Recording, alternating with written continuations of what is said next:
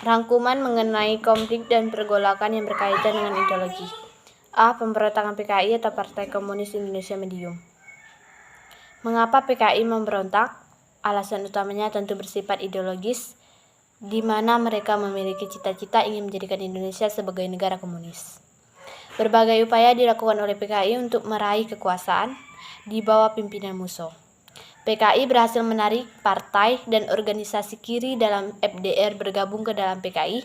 Partai ini mendorong dilakukannya berbagai demonstrasi dan pemogokan kaum buruh dan petani.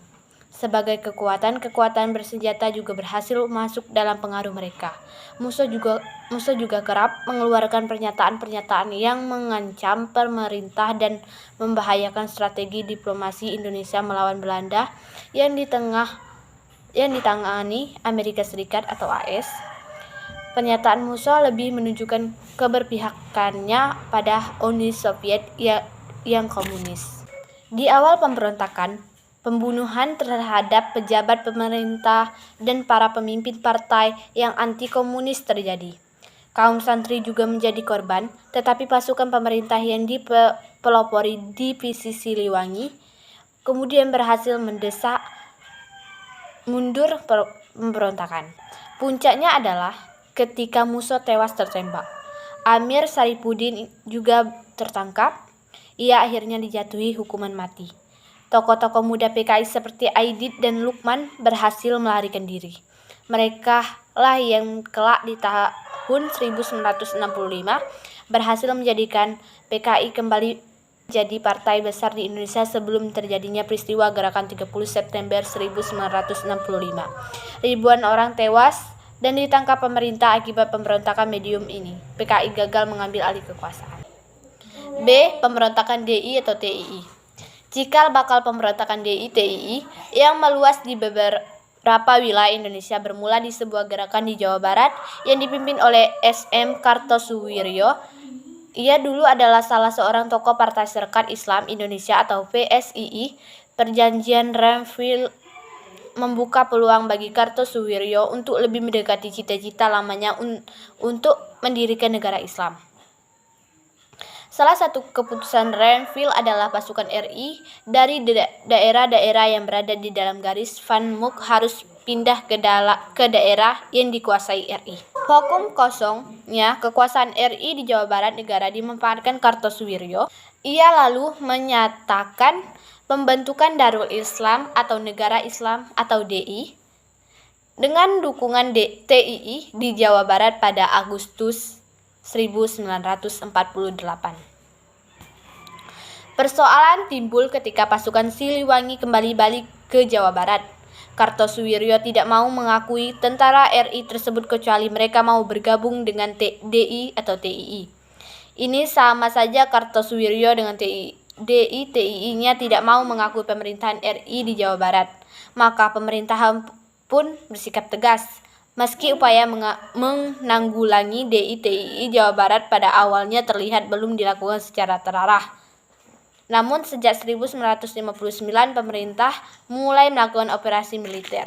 Operasi Terpadu Pagar Betis digelar di mana tentara pemerintah menyertakan juga masyarakat untuk mengepung tempat-tempat pasukan DI atau TII berada. Tujuan taktik ini adalah untuk mempersempit ruang gerak dan memotong arus pembekalan pasukan lawan. Selain itu diadakan pula operasi tempur dengan sasaran langsung basis-basis pasukan DI-TII. Melalui operasi ini, pula Kartosuwiryo berhasil ditangkap pada tahun 1962. Ia lalu dijatuhi hukuman mati yang menandai pula berakhirnya pemberontakan DI-TII Kartosuwiryo. Dan semenjak itu pula banyak kasus serupa yang berada di daerah dan wilayah-wilayah tertentu. C. Gerakan 30 September 1965 atau G30 SPKI. Inilah peristiwa yang hingga kini masih menyimpan kontroversi. Setidaknya terdapat 7 teori mengenai peristiwa kudeta atau G30S tahun 1965. 1. Gerakan 30 September merupakan persoalan Internal Angkatan Darat atau AD. 2. Dalam gerakan 30 September adalah Dinas Intelijen Amerika Serikat atau CIA. 3. Gerakan 30 September merupakan pertemuan antara kepentingan Inggris atau AS. 4. Soekarno adalah dalam gerakan 30 September. 5. Tidak ada pemeran tunggal dan skenario besar dalam peristiwa gerakan 30 September atau teori chaos. 6. Soeharto sebagai dalam gerakan 30 September. 7. Dalam gerakan 30 September adalah PKI. Dalam situasi tak menentu, itulah Panglima Komando Strategi Angkatan Darat atau Pangkostrat, Mayor Jenderal Soeharto segera berkeputusan mengambil alih pimpinan Angkatan Darat karena Jenderal Ahmad Yani selaku Men atau Pangan saat itu belum diketahui ada di mana.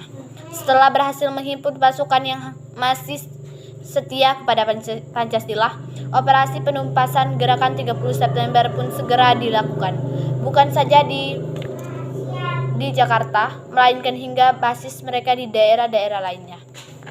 Dalam perkembangan berikutnya, ketika diketahui bahwa gerakan September ini berhubungan dengan PKI, maka pengejaran terhadap pimpinan dan pendukungan PKI juga terjadi. Bukan saja oleh pasukan yang setia pada Pancasila, tetapi juga dibantu oleh masyarakat yang tidak senang dengan sepak terjang PKI. G30S PKI pun berhasil ditumpas, menandai pula berakhirnya gerakan dari Partai Komunis Indonesia.